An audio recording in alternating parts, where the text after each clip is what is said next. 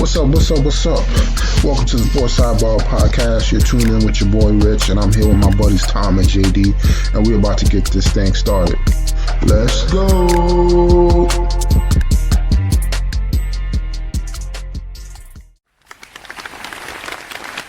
All right, ladies and gentlemen, we got a brand new episode for everybody. 175. How's everybody doing tonight? Doing good, Rich. How you doing? Doing fantastic, man. Looking forward to this NFL draft coming up. Hopefully, the Giants do get me somewhat excited about the season. Otherwise, I'm gonna just put in my Cincinnati Bengals papers. But part of me always, longs for the old days of I think it was 2 days of draft, Saturday, Sunday, Mm-hmm. and it would just start Saturday at noon, and it would go through, until late Saturday, and then you got like the last couple of rounds on Sunday, or it might have even been I think all on Friday. Saturday. No, it was never Friday. It was always Saturday. Because in 2005 or six, whenever the Jets drafted DeBrickashaw, when we were at UMass, I remember it being Saturday morning or Saturday, whatever. All day Saturday. Yeah. Yeah, I think now they just do the first round Friday. And then... Yeah, first round's Thursday, second and third round or Friday, and then the rest on Saturday. But it's always just kind of a cool thing to just go on all day Saturday. Springtime, so you're outside, you can kind of bop in and out. Now we're talking about you could probably throw it up on the TV outside and sit outside and water your grass, cut your grass, whatever you're doing, pop in, pop out. But it is what it is. Yeah, but I think they separated just to get the more coverage. Oh yeah, for sure. And then also I think people really didn't want to be there all day. Yeah. Oh no, I agree. So I'm definitely looking forward to it, just to see where some of these quarterbacks go. And then, like I said, man, I don't know what the Giants going to do, man. I mean, since we're talking about the NFL, let's get into it, man. We got the NFL coming up.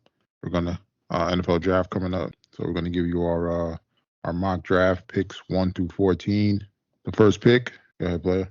All right, first pick in the 2024 NFL Draft, Chicago Bears select Caleb Williams. I think this is really just a no-brainer at this point. I'm not sold on him personally, but my obviously my vote doesn't matter. But I think that he's the most talented quarterback in the draft. I just sometimes question these guys that may have ulterior motives. You know what I mean? Like may not be all about football. So, but again, he has the passing skill set that the Bears have longed for. So I think it's the right move. Yeah, I think that's what they do as well. I'm still I'm with you on that, man. I'm not really sold on him. He doesn't strike me as the leader when it comes to being the quarterback. But I don't know, man. I mean, he's getting too many comparisons to Patrick Mahomes. I mean, you can't go wrong with that. But I don't know, man. Something seems off with him. And then with the second pick in the NFL draft, Washington Commanders, they're gonna take Drake May. Okay. I think they take Drake May over Jaden Daniels just because they're not sold on Daniels. There's rumors coming out about how Daniels didn't like the meetings with the Commanders. The Commanders do have a whole new ownership team, and I think they're looking to do some different things. I think the comparisons for Drake May to Josh Allen is kind of more enticing to them compared to the Jaden Daniels to Lamar Jackson. But I mean, they can go either way. I think this is when things start to get shaken up in the draft. Yeah, I know we're not doing trades in this. It is a place where Washington may trade back to someone who wants to jump in and maybe go for like a JJ McCarthy or Michael Penix or something like that. So we'll see. I think Drake May is probably the safer pick out of Drake May and Jaden Daniels. I would probably go Jaden Daniels myself if I was them. Again, I do not have a vote, but yeah, I think he's tall. He's got a good arm. He throws over the middle well. He's everything you kind of want in a modern day quarterback. So yeah, he's more of the prototypical build. So. Yeah. Yep. All right. Well, with that pick, we'll go at number 3. We have the Patriots, who are also looking for a franchise quarterback, and I have them going J.J. McCarthy, Michigan. Oh wow, skipping over Jaden Daniels. Yeah, Okay. there's a lot. I honestly think I think they want Drake May, and I think if Washington goes Drake May, they probably try to trade down and get JJ McCarthy and maybe some more draft capital. But for the sake of this, I think there's just been a lot of smoke with him and the Patriots, and I don't know. He just seems like I know it's a different regime there in New England, but he seems like the Patriot type player, real gritty, knows the game well, tough, kind of that kind of a guy. I don't I don't know. Jaden Daniels is I think more talented, but again, is the discipline there? And I know Mayo's already talking about stuff like that. So yeah, I'm gonna go JJ McCarthy to the Patriots. Man, they're shaking up the draft right now. Oh yeah. I'm not sold on JJ. I don't know what the Patriots are doing either way, but I do feel like picks 3, 4, and 5. These are probably where we're going to see teams move up and jump because these teams are probably looking to get more draft picks, more draft capital. So, but man, you do me. My if the draft shakes up how we predicting, I'm gonna be glued, man. I'm gonna be glued watching this, man. And then with the 4th pick, I mean, this is a no-brainer. We got the Arizona Cardinals. They select Marvin Harrison Jr., one of the top receivers in the draft. People were saying he'd probably be the number 1 pick as far as receiver coming out last year. Didn't really do any workouts. People were just kind of betting on him picking him based off the tape. And his tape does deliver. Definitely a number 1 receiver. Definitely, Cardinals need a number 1 receiver. They've been struggling to find a number one receiver ever since Antoine Bolden and Larry Fitzgerald were there. So, I mean, hopefully this helps them move in the right direction. Yeah, I think you're right. I think it's a no-brainer. He's a bigger, fast receiver, good hands. It's tough. I think Harrison and Malik Neighbors probably sitting there 1-2 in the wide receiver world. But yeah, Cardinals need a wide receiver. Marvin Harrison fits the bill. Oh yeah. All right. Well, number 5, Los Angeles Chargers select Malik Neighbors, LSU wide receiver. So again, similar to the Cardinals, who had some guys leave in the offseason, the Chargers had both Keenan Allen and Mike Williams depart. So they need a new wide receiver 1 for Justin Herbert, and Jim Harbaugh is going to jump in here and grab talented, fast, big Malik Neighbors. Oh yeah, I mean he's been getting a bunch of different comparisons. The interesting one I thought was to Waddle. Yeah, he's been getting some comparisons to Waddle as far as his speed. I mean, we've seen what he's been doing in the NFL. We just been having issues, staying healthy. So, like you said, man, the Chargers are in desperate need for a receiver here. They got to find somebody that can open up and hit some explosive plays, help the quarterback out. I'm interested to see how they build this team as well. Yeah, I am too. Because I mean, they had a lot of talent. They just couldn't figure things out. Now they got the right coach in place. I'm interested to see, what direction he goes in as far as, is this more of a run team, or they're going to air it out, or and then defensively, that they have a lot of defensive players that were, I wouldn't say in the mix for some of the top defensive players, but coming out the draft, but it just seems like they can't stop a nosebleed over there. So yeah, this is true. Now with the 6th pick, New York Giants select Jaden Daniels has fallen. We're gonna pick him up. They're gonna select Jaden. They're gonna select Jaden Daniels from quarterback from LSU. Man, I was wondering if you were gonna go there. As much as I want a receiver, I mean, you got to at this point. There's no telling when you're gonna be in a position to get a top quarterback again. I mean, this guy, he previously won the Heisman at LSU. The year before that, he was at Arizona with your boy Herm. So I mean, he's been in some pro systems. I mean, he knows what it takes. I mean, I'm also hearing rumors that the Raiders like him as well. So I wouldn't be surprised if they jumped up ahead of the Giants to go get him. If he fell. So I mean, he gives you the dual threat running and passing. But honestly, we still gonna need some receivers, man. Oh yeah. No, I think if he's there, Giants have no choice but to take him. Yeah, I mean, like you said, I think that's more of a calculated risk than going with like a Rome Odunze from Washington or a Hmm. Brock Bauer or something like that. So I like going quarterback there. All right, well, number 7, Tennessee Titans select tackle Joe Alt. Um, yeah, I think it's really kind of an easy decision for Tennessee. I think their line has slowly been kind of depleting over time. You had Lawan retire, some other exits out of Tennessee. You got Will Levis back there. He's going to need some time, some help. So I like them drafting a tackle here, and I think Joe Alt's the best in the class. Yeah, I'm going to agree with you right there. It seems like the Titans are trying to figure some things out. I mean, they think they have the quarterback. One of their offensive line was one of the worst in the league last year, despite them having Derrick Henry still running wild. Hmm. Unfortunately, he's not there anymore. They got two kind of running backs that are the same, so it's gonna be interesting to see, you know, that backfield. But as far as the quarterback, I mean, he's gonna need time to get the ball out to some of those weapons that they got out there. So Hmm.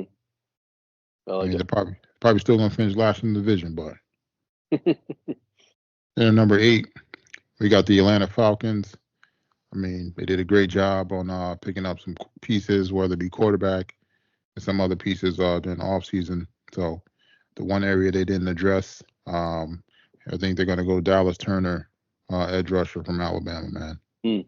It's probably one of the best pass rushers in the draft. I mean, Alabama, they just kick them out every year, man. They always got one or two guys in the mix. This guy gets to the quarterback, very instinctive. He's all over the place, and it's kind of what their defense needs. They weren't really able to stop many people or get to the quarterback at all Yeah. last year. Defense was kind of in the middle of a pack. Offensively, they're going to be great, with their quarterback and all the weapons they have. So they're just going to need somebody to stop the other team. So Yep. No, I like that pick. I think I probably would have went Lasso out of UCLA, but yeah, I could hard to knock Dallas Turner out of Alabama. He was one of the top edge defenders in college football last year. So yeah, I think Atlanta needs to address the defensive side of the ball, and this is a way to start that. All right, well, number 9, Bears picking again. Let's go Roma Dunze, wide receiver, Washington. So I think that, I know they got some weapons there in Keenan Allen and DJ Moore. mhm. So I do like them getting a little bit younger there and throwing O'Dunes on there. Pair him up with Caleb Williams, and you may have a good 1-2 punch here for many years to come. Honestly, if O'Dunes is still here, I'm guessing the Bears will probably take some calls on this pick. But again, for the sake of this and not trading out, I like them to take Odunze here. Yeah, if I'm the Bears, I'm definitely going Dunze. Kind of gives them uh, kind of Bengalish type offense where the Bengals had Higgins, Chase, and Boyd, but now you got DJ Moore, Allen, and then Dunze. I mean, Dunze has been getting comparisons to Jamar Chase. Hmm. I don't know. I can't say he's quite there on Chase's level, but as far as him being physical, big physical receiver, one of those receivers that if you throw it up, he's going to go get it. So, I mean, that's definitely something you can't go wrong with. Right. And the fact that not many receivers get compared to Jamar Chase, this is probably one of the few we've seen in a while. You definitely can take that risk, Yeah, especially that for you sure. have those other two receivers there. Yep, 100%. Then with the 10th pick, we got the New York Jets, the Jets, Jets. Um, we're a little upset that Odunze just left, but another option out there. Got a guy by the name of Brock Bowers, tight end from Georgia. I mean, he's probably the best tight end in the draft. Getting a lot of comparisons to actually not being a tight end. probably one of the I don't know how to put it, but kind of a wide receiver that's big like a tight end. We've seen them in Georgia. They've been putting them out in different formations, out in the slot. They've been moving them in. And Georgia wasn't really the most passing team, but I mean he was putting up numbers there. So I mean he's been coveted since he got there. I think this is great for the Jets. Gives you guys another person to throw to. I feel like you guys are just missing that secondary receiver, whether it be a receiver or a tight end, somebody to help Rodgers out and the other receiving core to put up some numbers. Yep, nope, I agree. I think they'd like to draft a wide receiver here, but if Brock Bowers is there, he will act as a wide receiver. So yeah, I like the pick. I'm not sure how well he is, how good he is at blocking. But we do got some other bigger boys on that line. So yeah, I like Brock Bowers there at 10. All right, at number 11, Minnesota Vikings select Nobody. Let's go Terrion Arnold, cornerback, Alabama. I think that they probably still try to trade up and get a quarterback, but it's tough to let the top cornerback in the draft fall. I think that last year their defense definitely could have used a little bit of help on the outside. So I like them to probably trade up and look for a quarterback, but if not, Terry Arnold's there. I think they go cornerback. The Vikings are one of those teams I think they're going to move up into that 3, 4, 5 range to try to get their quarterback, or to try to get their quarterback. That seems like the only part that's been missing for them since Cousins is gone. They got a lot to figure out at that position. I mean, they got one of the top receivers in the game. They got another young receiver, Addison, who had a good year. They are figuring out the running back position, and then defensively, they've been off and on defensively, but I mean that's something they're definitely going to need to build on since they lost to Neil Hunter and then some other pieces. Yep. Then with the number 12 pick, we got the Denver Broncos, and they're going to reach here, and they're going to draft Bo Nix, quarterback from Oregon, man. To be honest, I think he's more of a late first round pick. But I think the Broncos are desperate. They lost Russell Wilson. Their offense is anemic. They do have some pieces though. Whether it be Williams at running back, then the receivers. But I mean, the quarterback position seemed like that's what really let them down last year. But I mean, to be honest, no matter what they pick, they still gonna be in the bottom of the division, man. Yep. No, I'm with you. I think they need to probably go quarterback here. Again, this is a spot where they potentially could try to trade up. New England doesn't like their guy at 3, but yeah, I think they're looking at a quarterback in this spot here. All right, at 13, we got the Las Vegas Raiders selecting Michael Penix, quarterback, Washington. Again, this is another team I think could potentially trade up, but they're gonna be looking for a quarterback. I think they have Minshew right now is their quarterback. Again, Minshew's good. I think in small doses. I don't think he's going to. He's not the long-term solution there. So I think that they can get a guy who came off a really high-end season at Washington. And he was awesome in that the game against Texas, just like dropping balls left and right. Like he was so good in that game, and I think that boosts his draft stock up. So I'm gonna go with Michael Penix here at 12 at 13 to the Raiders. Yeah, I think it's gonna be interesting, man. Especially the Raider culture. I mean, the only thing that let them down last year was the quarterback. So I mean, if they have a quarterback that can not turn over the ball, get it to the weapons, whether it be Adams or they lost what's the name to the running back, Josh Jacobs. Yeah, Jacobs. Every time I think of him, I think of Ruggs for some reason. I don't know why. But yeah, so I mean, they're gonna have some stuff to figure out, but I think quarterback is gonna be their main piece. That seems like that's been a lot of these teams this year's been struggling with to finding a quarterback, man. That's been Yeah. hurting forever. So Yeah. I mean, it's great when you get them. It's great. It's hard when you don't. Man. So hopefully Pierce can move up and try to get this quarterback. If not, then I mean they're gonna have to just try to build it another way, man. For sure. And then with the 14th pick, we got the New Orleans Saints. Now it's going a few ways here, man. I was thinking they want to go defense, but I'm gonna spice it up, man. I'm gonna give him Brian Thomas Jr., man, wide receiver Okay. from LSU, man. Yep. To go with Olave, man. Two nice young receivers. Hopefully your boy Carr can not turn over the ball. They can run it with Kamara, and then I mean their defense has been in the mix, so they were in position to win the division last year.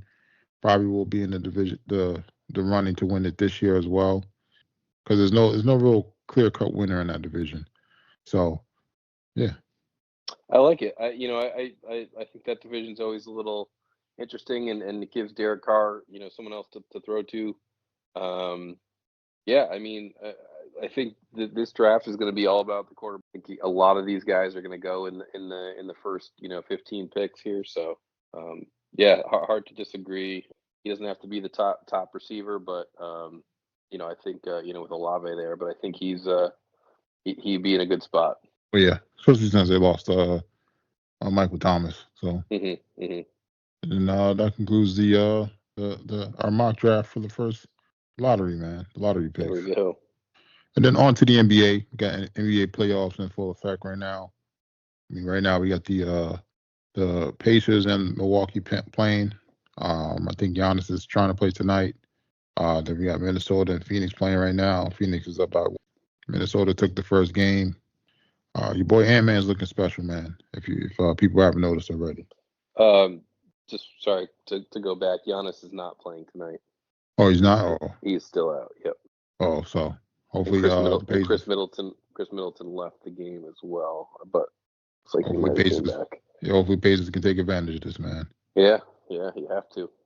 But Minnesota's up 1-0 on Phoenix. I ain't gonna lie, man. This Phoenix team is trash, man. Has there ever been more hype about a team that's probably going to lose in the first round and no one's going to be surprised? You know what's crazy? I feel like people don't even talk about them. No. After they lose, people won't even realize they lost. Nope. I mean, it's crazy. It's crazy. I've never seen a team with the players that this team has. Beal, Durant, and Booker, and Nurkic, and they got a really good. It seems like would be a really good team. mm-hmm. But yeah, they're a 6th seed. Like I said, they got pounded by Minnesota game 1, and yeah, like I said, no one even cares. It's just yeah, makes sense. It's really strange. Well, I don't know, man. Maybe people just don't like Durant. I don't know, but if this was the Lakers and the Lakers were the 6th seed and we're getting blown out by Minnesota, people would be all up in arms, right? Oh, how is LeBron letting this happen and blah blah blah. But yeah, maybe it's just Durant's kind of aura is a little more relaxed and calm. So when they lose, it's that's all right. Well, I think people still don't respect Durant just because he hasn't won without Steph Curry. And Steph Curry has multiple times. I don't know why he left Golden State, but hey, he wanted to do it on his own. I don't either. This is his 3rd team or 2nd team since. So, I mean, maybe he might request another trade by the end of the season, then, off season. Yeah. Yep. Then we got the Cavs versus the Magic in the East. These are up 2-0. Magic team just not experienced yet, and I think Cleveland's gonna steamroll them, unfortunately. Yeah, that and this is I feel like this happens with these young teams sometimes too, right? First time in the playoffs, you got Banchero. It's a different game, and I think it can take these guys a year or two to kind of figure that out. It happened with the Celtics and Tatum and Brown, and it happened with Ant-Man and this crew. So And it happened with Denver and OKC. It seems like it happens with every one of these teams that comes in. So yeah, I agree. I think Cleveland probably rolls a series. But yeah, I think it's good for Banchero and Wagner and all them to get this under their belt. Yeah, man. Yeah, that's the first year. I mean, no, I don't think anybody really had them get into the playoffs so soon.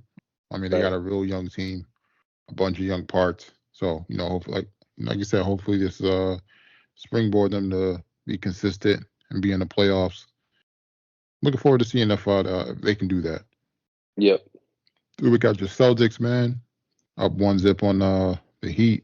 I know y'all was a little nervous before the game, man. But how you feeling, man? I don't think you should take these guys lightly, but they're not the same without Jimmy Butler. Obviously, you kind of can shut Harrow down and save for like a late run there in the fourth quarter. I think the Celtics had it in hand pretty much the whole game. I'm still not willing to rule out Spoelstra and that team. He's the best coach in the league. He gets the most out of his players, and they still have this scary vibe to me. But Celtics do what they're supposed to do. They should clean up and take care of business, and you can see they're singularly focused on winning a title. Kind of hear it in their comments and all that. And Caleb Martin poking the bear probably isn't good for Miami either. So they just need to be they just need to stay healthy. I mean, be good, stay healthy, and get it done. Oh yeah, should be a quick sweep for you guys, and you guys just gonna have to worry about this. Pretty much Cleveland. That's what it's looking like. Which should be a better matchup. Honestly, I feel like it's gonna be the same. Maybe another sweep for you against Cleveland as well. So I don't know. Max Drew scares me for some reason too. He shouldn't, but when he gets hot, it's like everything goes in. I don't know, man, because anytime I put him in the parlay, man, he ain't do nothing, man. I don't want to hear that, man. I know. I had him for like 2 threes one night. He was like 0 for 6, man. Then one night I was like, all right, I'm not gonna bet on him. And then he had like 6 threes. I was like, oh great, of course. It's the one time you don't bet on him. Yeah. Then we got the Knicks up 2-0 on Philly. How you feeling? I mean, I'm feeling good, man. Despite Jalen Brunson not having the best first 2 games, the other role players have been stepping up. Josh Hart's been playing out of his mind. I mean, we got the bigs, between Robinson and what's his name? Hockenstein or Hockenstein? Yeah, Hockenstein to guard Embiid. I mean, even though them not really doing too much, but doing all they can. But I think we're in a good spot, man. Despite Embiid going off and Maxey going off. I mean, it seems like it's still not enough for them. So, look, the series really don't start till game 3. So, if we're able to go in there and win one, feel a lot more comfortable. So, yeah. Then on the west side, we got OKC versus the Pelicans, 2 young teams going at it. I don't know, man. I feel like OKC just got too much talent for the Pelicans. I think so. I feel like the Pelicans, they got too many guys that are inconsistent, whether it be BI or CJ. And then Zion in and out of the lineup. They got to figure something. They need a point guard, man. You don't like Alvarado? Nah, man. They need a point guard, man. I mean, I like him. He plays defense, but they need a point guard. Yeah. No, I'm with you. I do like OKC quite a bit. I think they can beat you many different ways, and defensively they're stout. So yeah, I think that they handle business with Pelicans here, and then it's would it be? It would be who's the 4 or 5 in the West? So I can't think of, is it? Dallas with the Clippers, Dallas, man. Dallas Clippers. So I think that's where their real test is going to come. Yep. I'm interested to see how this series plays out for Dallas and the Clippers. And Luka was the one that beat the Clippers last year, so he's not really afraid of them. Kawhi is playing tonight, I believe. They said they showed him coming in, but I mean, Dallas is weird though. They've been struggling. They haven't really lived up to expectations. But I felt like a lot of people put a lot of expectations on Luka, with him not really having too much help. He did have Jalen Brunson last year, but they decided to well, not last year, the year before, and now going another direction. They went ahead and got Kyrie. So, but I don't know, man. I feel like the Clippers should advance based off of they got like 5 All-Stars on their team. So Yeah, I think it depends on what Luka does too, right? Luka could take over a game, take over a series, but he's going to need some help at some point from Kyrie and some of the role players on the team. But yeah, I mean, with Kawhi back, you got Paul George has probably had one of the best seasons he's had in a very long time.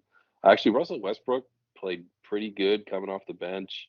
James Harden looks like a motivated James Harden. So it'll just be interesting with Kawhi back and how does that team look as a whole, right? So yeah, I think big game for Dallas tonight. If they can come back and win this one, and then I think that they go back to Los Angeles next. Oh no, back to Dallas. If back the to Dallas. Mavs can steal one here in Los Angeles and then go back to Dallas, I think that it kind of changes the whole outlook on the series. Yep. And then we got Denver and the Lakers. Unfortunately, it's over for the Lakers, man. I mean, Denver has had their number for the past 2 years. Just when you think the Lakers going to win the game, Denver comes back and they do what they need to do, man. The Joker is relentless down there in the post. He don't care who's down there. He's going to try to get his, whether it be points, assists, rebounds, and all those other pieces. They know how to play their roles well. So he just does what he needs to do, man. Despite let's say Murray doesn't have a good game, the Joker's he's just too consistent with pretty much almost a triple-double every game, man. Yeah, he's crazy. And he doesn't even look like like an NBA player, man. Just looks like it's kind of funny. I can't even describe what he looks like, man. But he gets that ball, he's dribbling up court, dishing dimes, and he's getting in the post, and he's putting people to work in the blender, man. He is. So I'm interested to see them in the next round because they're probably going to get the the Suns or the T-Wolves. So probably the T-Wolves, man. The Suns don't have Suns. So should be a good matchup though, because them and the T-Wolves were going back and forth this year. They were. And then on to MLB. I mean, some teams got hot, some teams got cold. Some teams stay the same. We got a long way to go, my friend. Yeah. I mean, we're about 20 games in. Yankees still up there. Orioles got them by a game. It's not unexpected, man. Yeah, I think the Yankees just need to keep pace with some of these other teams as they go through their hot and cold spell. So. Yeah, I mean it's Major League Baseball. You can't win the World Series in the first month, but you can certainly put yourself in a bad position. Yankees, Orioles, actually the whole AL East for the most part is kind of doing what you need to do. Again, you got the Guardians playing well out in the Central. You got the disaster of a White Sox organization at 3-19, and then the West is kind of a crapshoot. Astros aren't really playing that well, and the defending champion Rangers are at the top, but not by. Then you got over in the National League. I think everyone kind of expected this, but the Braves sit in the top the East. Yep. Phillies, I think they played well down the stretch last year and kind of rolled that over. I'd say a surprise maybe the Cubs again. Younger team. They're sitting one game back right now. The Brewers. And the Reds and Pirates both playing well too. The Centrals and the NL is solid. It's like somewhat the AL East. But then you get the Dodgers, Padres, Diamondbacks, Giants all within a couple games of each other out in the West, and the sad sack Rockies again down in last place. Yeah, man. So long season. It's a long season. Nothing. I don't know about you. Nothing's really stood out to me as far as players yet this year. I think Otani's off to a good start for the Dodgers. Other than that, I don't think not too much has really jumped out to me yet to start the year. Yeah, like you said, nothing really jumped out. Usual suspects are right where they need to Yeah. be. Yep. No major injuries yet. So Well, a lot of pitching injuries, but we've touched on that previously. yeah. But not like major, Like I don't think there's anybody like out for the season yet. So Well, yeah, you got Spencer Strider's out for the Braves. He was their ace. Shane Bieber's out for Cleveland. He was their ace. those guys are out for the season. What's that? Those guys are out for the season. Out for the season, yeah. Oh damn! Tommy I don't know John they're out for the surgery. season. The kid in Florida, yeah, not a great team, but I forget his name, Suarez. He's gone for Tommy John. So the Tommy John thing is an issue for sure. You got Yeah, Garrett Cole still on IL. We'll see what happens there, but he may be right behind these guys. If everything doesn't heal up here in a couple months. So yeah. But hopefully that doesn't hinder them from nope, doing what they need to do. So yeah, you gotta stay healthy. yeah. We got NHL in playoff form in playoffs right now. Got some interesting matchups. I know you were a little nervous because you guys had the Leafs. Bruins had the Leafs. You guys are 1-1 right now. How you feeling, man? Not as good as I felt, a couple days ago. Obviously, going from 1-0 to 1-1 isn't great. The Bruins made a lot of mistakes in their own end. Defense was not great, and they had plenty of chances to bury Toronto, and they didn't do it. So I think, yeah, we'll see what happens in Game 3, but they need to play better on both ends of the ice and not give Austin Matthews, who scored 69 goals this year, wide open shots at the net. Oh yeah. I can assure you that's not a good strategy. No. Yeah, you can't let the leading scorer of one of the leading scorers of the year go buck wild on you. So No, you they cannot. definitely got to change up that game plan. But I mean, you guys were the past 2 years, you guys were up there for one of the top teams in the league. Mm-hmm. Who else did you guys last year? Florida. Oh yeah, they got hot. I mean, these matchups in the NHL playoffs are pretty tough. There's a lot of good teams. They're tough, man. It's tough. I mean, we got my Rangers 1-0 up on these Capitals. Hopefully they take care of business, man. Yeah. I don't think the Capitals gonna give them too much issues, but I think that next round, whether they play the Hurricanes or they might be playing the Panthers, man. That's gonna be a matchup. Yeah. Yep. And then on the west side, I mean, we got the Jets up 1-0 on the Avalanche. Canucks are up on the Predators. Knights are up on the Stars.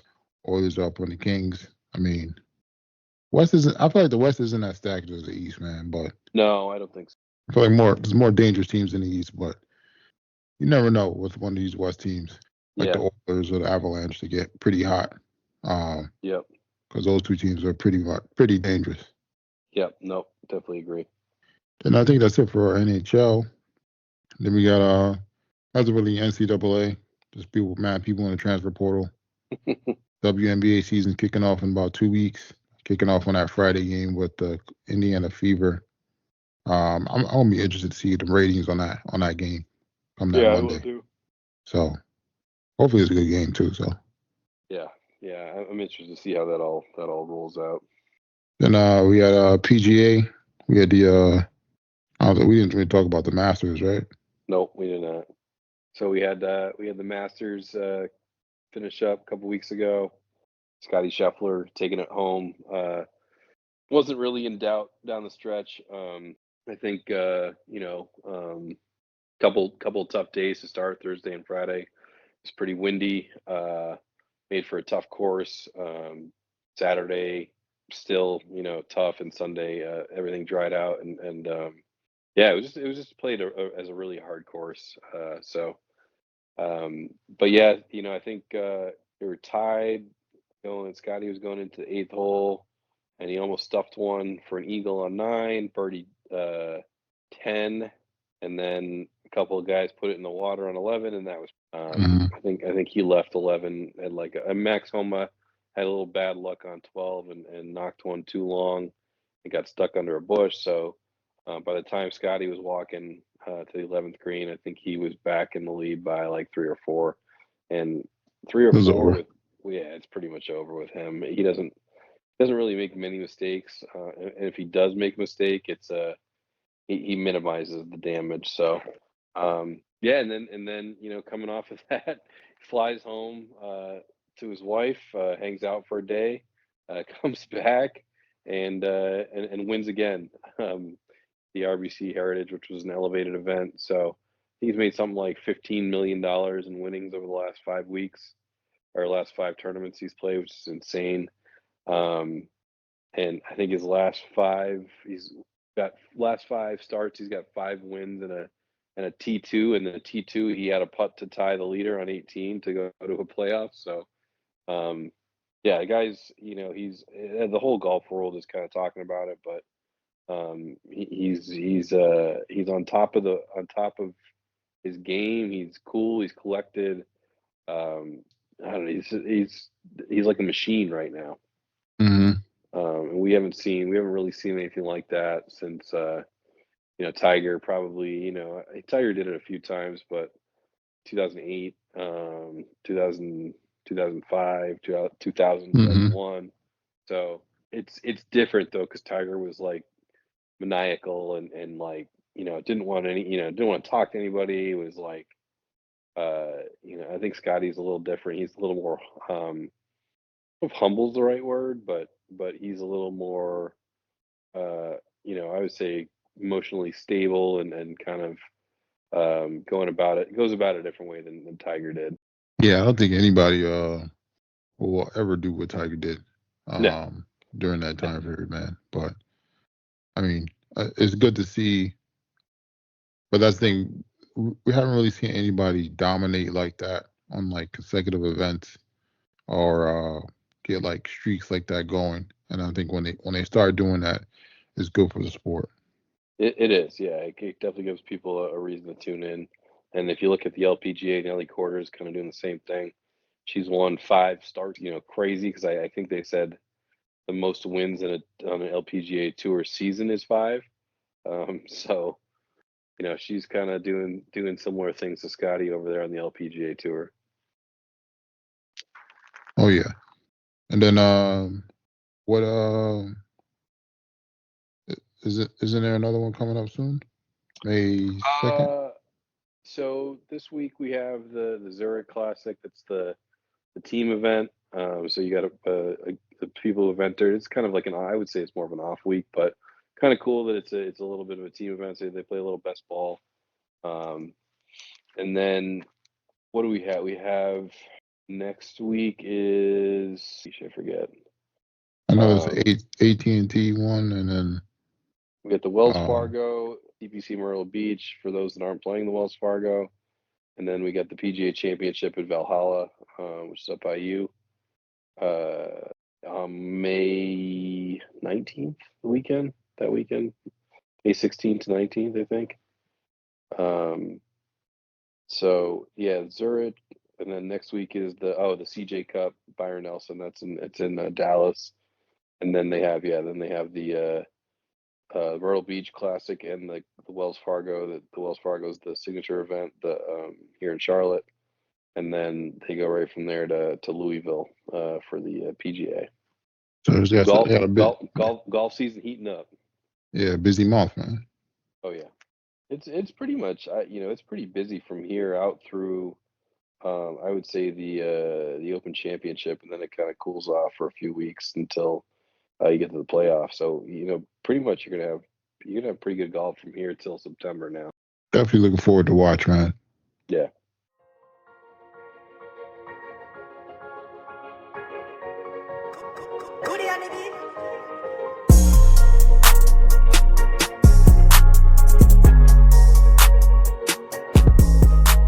Then it's that time again, ladies and gentlemen. We got another edition of JD's Bites and Brew. What you got for us? All right, so this week kept it real simple. Had been doing a lot of traveling for work and whatnot, so it's just I just did a healthy version of beef fried rice. So do a little bit of the 93.7 Hamburg, go 96.4 if you want. Add some rice. Cook the beef first. Drain it. Then add your rice in, cooked rice in. Add some seasoning. You can kind of use what you want. They have some fried rice seasonings you can use. Add some teriyaki, some soy sauce. Put that all together. If you want, you can also put some onion in here too. But yeah, that's really it. And then at the end, you can chop up some broccoli, some scallions, throw those in there, and then add a little bit of sauce on top. You can use yum yum sauce or hoisin sauce, whatever you prefer. I ain't gonna lie, man. I don't think yum yum sauce is all that, man. Some people love it. I like it. I like it. I like it more like the hibachi. I don't know why, but yeah, I don't keep it here at home, but people definitely do love it. Yeah, I don't know, man. I'm not a huge fan of the yum sauce, Yeah. so I normally skip on that. And then would you drink that down with? All right, so last week I was up in near Allentown, Pennsylvania. So popped over to a local place called McCall Collective Brewing Company. They actually have two places, one in Allentown and one down the street. I forget the other name of the town, but anyway, it's a little brewery. They actually had quite a variety of beers. I had tried a couple of them, but the one that I liked the most was it's called Hidden Dingers Blackberry Lime. So it's their sour, fruited sour. Again, blackberry, lime flavors. I thought it was extremely good. It was light. It was refreshing. It was exactly what you would think like a blackberry lime drink would taste. So yeah, thoroughly enjoyed it. Not really much else to say about it. It was smooth. I think it came in at 6%. So yeah, I'd give it a 8.1. Oh snap! It's a banger right there. It was good. Do you feel like it would have been better frozen? I don't really love frozen drinks personally. I think they're like filling. Oh So, man. but if you like frozen drinks, yeah, this would have been like you ever have like the blackberry lemonades or the blueberry lemonade, something like that. Yeah. It kind of reminded me of that. But obviously with the lime flavor. But yeah, if you like frozen drinks, yeah, I think this would be a good one to have. I ain't gonna lie, man. I went to Texas Roadhouse the other day. Yeah, tried it's like a cherry lemonade. That was off the chain, man. Yeah. Yeah, it was off the chain, man. Gonna definitely have to pick up a gallon of that and start mixing that with some stuff. See how it comes out. That could be a potential sleeper right there, man. Oh yeah. And then it's JD's Bites and Brew, everybody. And then for the BRRs, we really don't got much. Trying to get back in the swing of things. Still watching Shogun. Good show. I think they're gonna be on the season finale next week. Probably on episode like 6. I think they did 10 episodes for the first season. So got a lot to catching up to do. Ended up watching on Netflix. Jennifer did or something like that. It's like a docuseries about this girl named Jennifer who I don't want me to tell you or I watched. Yeah, so she I'm not gonna lie. I was a little bit bored. It looked like she was responsible for, in my mind, the death of her dad. Or no, she did some stuff and tried to get her parents whacked. That's right. Got the mom whacked. The dad survived and told. The dad survived, yeah. Yep. So I thought it was funny, man. Her story is just like so bad. Yeah, that's what's funny. Like when they be in the interview room and then they're asking her questions, and they're like, "Oh," she's like, "Yeah, I was tied up, and then I used the phone to call 911 while I was tied up." Like, how'd you use the phone while you were tied up? Yeah, he's like, "Show me." Like, no, you can't do that. What are you doing? The whole time I'm like, lawyer. Yeah, seriously. What are you doing, lawyer? They always gonna ask lawyer. Like, what are you doing, she man? she like didn't show any emotion. She was like, yeah, was tied up. Called 911. Yeah, it was really weird. I kind of lost a little bit of interest when it was like clearly she had something to do. Oh yeah. But then outside of that, it wasn't really much else, man. You watch that baby reindeer? Nah, yeah, I was supposed to start. I started it, but I really, I like barely started it. Okay. I know, what you call it?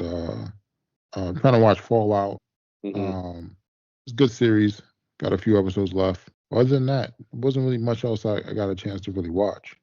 Definitely looking forward to Game of Thrones and Mayor of Kingstown and stuff.